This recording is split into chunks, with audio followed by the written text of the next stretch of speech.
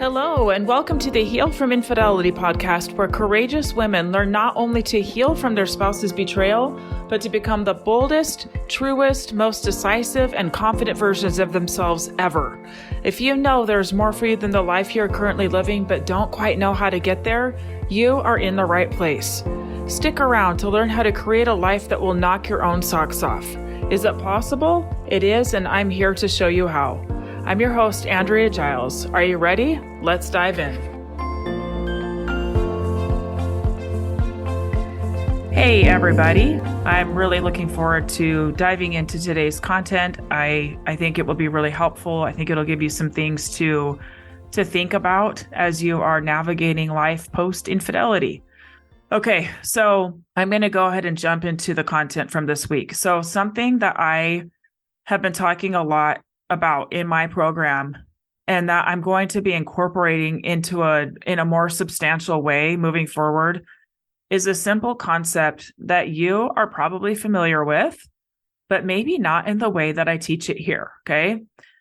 The concept is sustainability. You've all heard the term sustainability, right? What does it mean?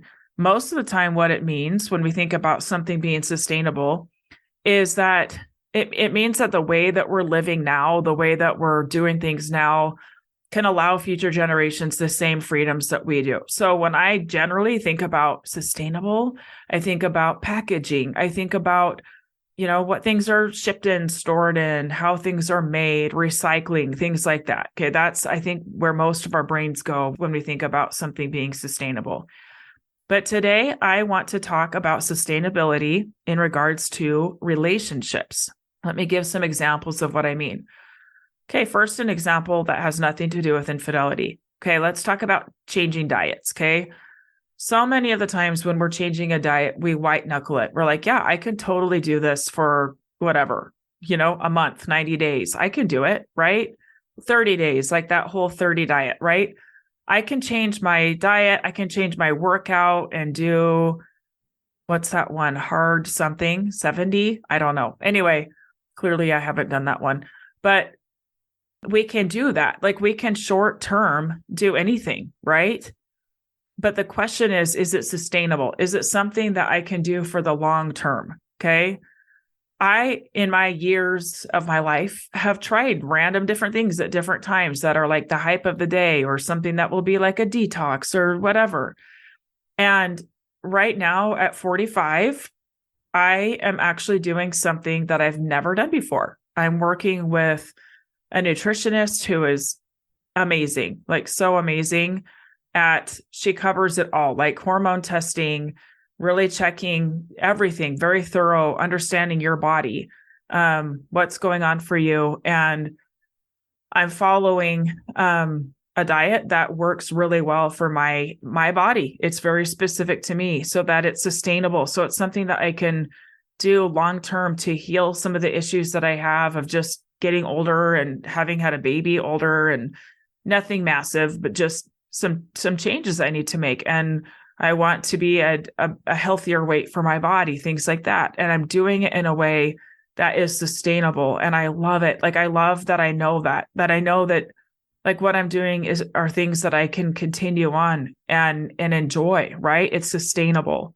I'm not white knuckling it, right? Okay. How does this relate to infidelity? So sometimes my clients will tell me they don't bring up certain issues about the infidelity with their spouses after the first few months or so. There's the initial discovery, lots of discussion there. But then when the dust starts to settle, they often feel afraid to bring things up. Okay.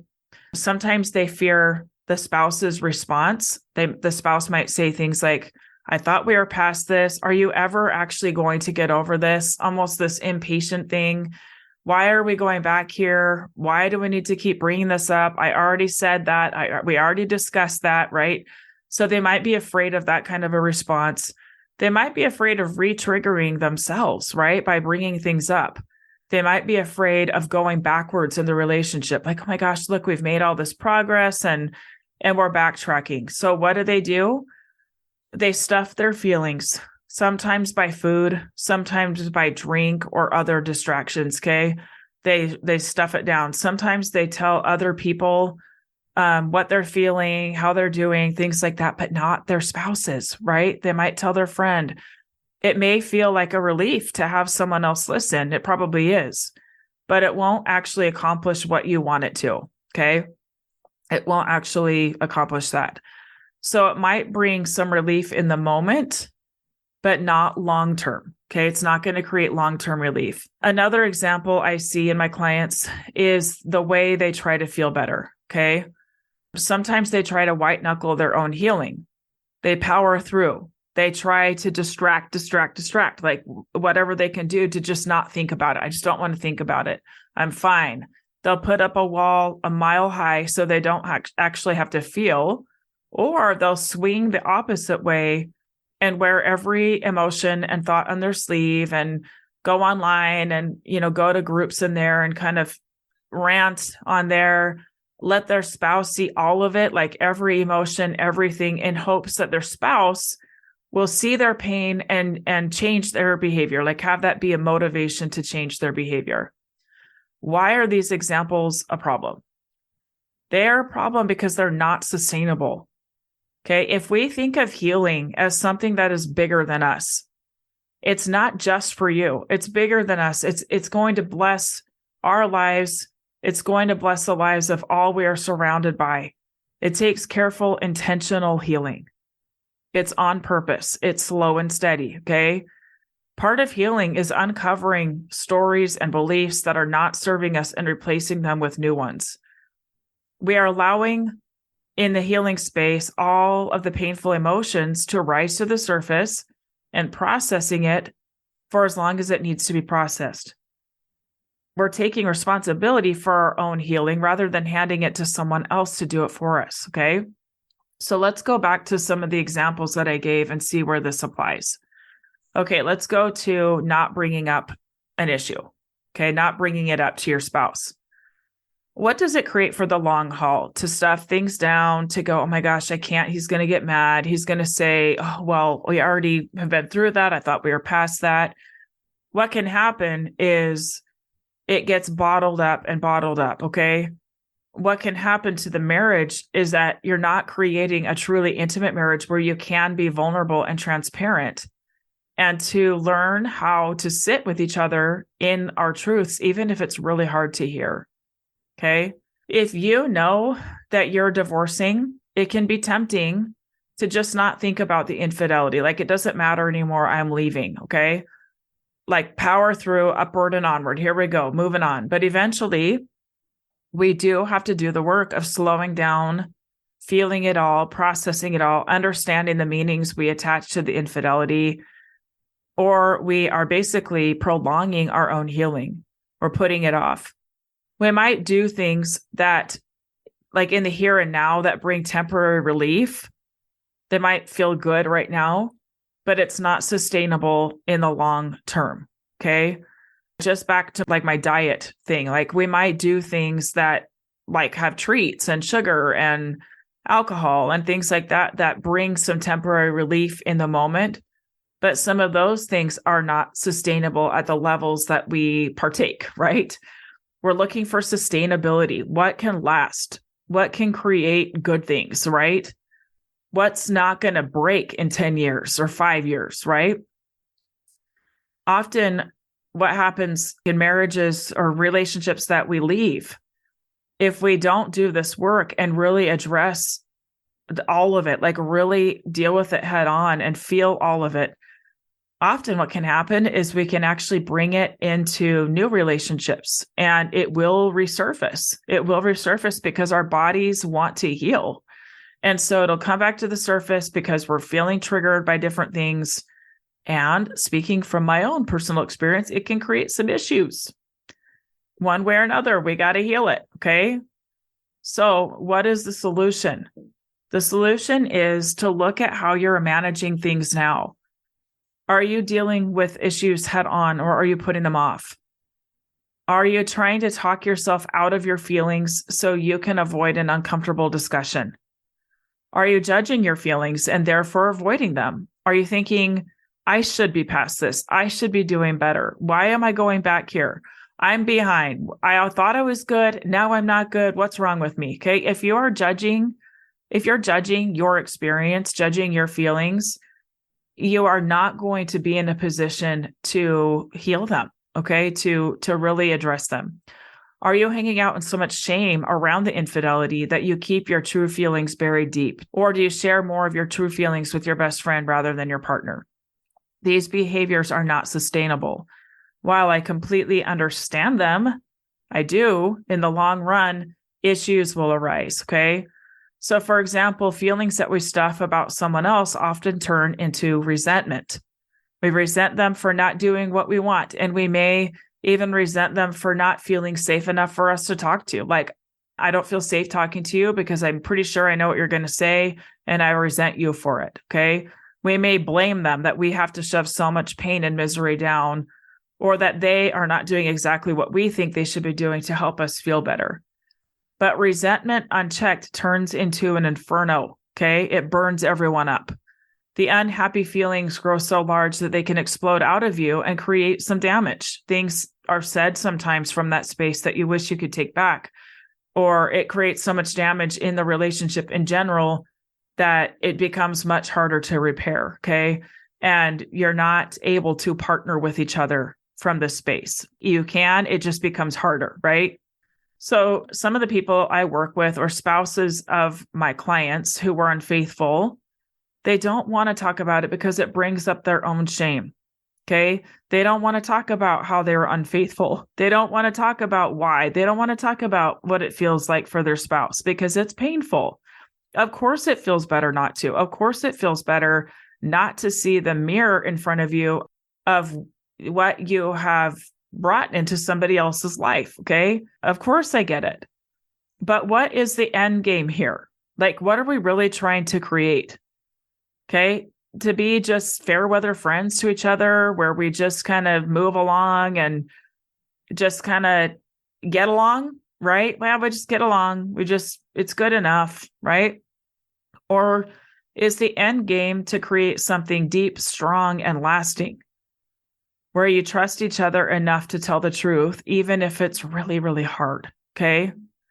So for many, infidelity started in the first place because they didn't know how to express their feelings and sought out something that felt better than what they're currently experiencing. It created more problems, okay? So I'm not saying that if you don't follow these things, it's going to happen again. That's not at all what I'm saying, okay? What I am saying is that when we bottle things up, when we push things aside, when we don't deal with things head on, we're prolonging pain. Ultimately, we're putting off the actual healing that needs to happen. We're putting off this work. One way or another, it needs to get done. And the more we put it off, the more we're robbing ourselves of all the joy of being healed, especially for those of you who are staying with your spouses, the joy of creating a truly intimate marriage, probably for the first time ever, or creating it with somebody else, right? Feeling free, feeling truly healed, right? As you listen to this episode, I want you to pay attention to three things and ask these questions, okay? The three things to pay attention to are: one, your own behaviors towards your own feelings. Do you judge them? Do you make room for them? How do you process your feelings? How do you honor what is going on for you? Number two, your behaviors toward your partner, if that applies to you, okay? How do you speak up for things with your partner? How do you think about your partner? What do you think of them? Do you spend a lot of time in judgment? Do you spend a lot of time in fear? Do you spend a lot of time wishing that you're married to somebody else, right? What are your behaviors toward your partner? Number three, what are the behaviors of your spouse, both around infidelity and in general in relation to you and the marriage you are creating? Okay. Then ask yourself these questions. I recommend getting out a piece of paper and writing these things down. If this behavior continues indefinitely, what could be the result? Is it sustainable? Are these behaviors sustainable? Is it something that will last the test of time? Okay. We're like really forecasting out. Like, if this behavior right here continues, what might happen? Is it going to ultimately create what we want? Is it going to set us back, or is it going to blow up? Okay. Next question. To change the trajectory of this path, what courageous thing do I need to do or say now? Okay. Next, what do I need to remember to support myself as I step into a clear, more direct, resentment-free version of myself? What do I need to remember? Oh, yeah. I need to remember that I can have my own back no matter what anybody else does. I need to remember that ultimately I am responsible for all things in my sphere. I'm responsible for my own feelings. I'm responsible for how I show up. I'm responsible for getting the results I want. So if it means showing up in a stronger way, so be it. Okay. Then, my friends, I want you to go do those things. Journal until your awareness of what is not sustainable is so clear that it propels you forward to create something lasting, real, strong, and true, truly intimate. Okay. Whether you're doing this work for you alone or with a partner or with the idea of a partner in the future, you are worth it. You will reap the benefits. You will know that you are living with so much integrity. You will know that you are living in truth. You'll know that you're showing up to life, that you're engaged, that you're in it, that you're sitting in those uncomfortable feelings, in those uncomfortable conversations, like you're here for it. There's so much confidence that comes from allowing yourself to go to these places. You will blow yourself away with what you're capable of. Okay, the more we can tolerate our own discomfort, the more and more and more we can show up to all the beauty of life, and especially in relationships. It's where we can create the most intimate, most truth-telling, most loving, delicious, beautiful relationships. Okay, I want that for all of you. All right, that's what I got. So much love to you. I yesterday received an email from somebody who has been a listener of my podcast for a while, and she said something that really touched me. It was really touching. She said that she found my podcast shortly after finding out, and that she refers to me as my friend Andrea. And I got a little emotional. I had to wipe away a tear because I think of you as my friends. I know that you are listening all over the world. I know that you are listening when you are in crisis. You're in a lot of pain. And I think of you as my friends. I know you have so much good coming for you. I know that this infidelity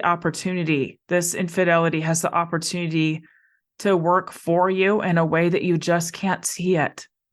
And I wrap my arms around you and am really grateful to have you in my space, my beautiful friends. So much love to you. Thank you for being here, and I will see you next time.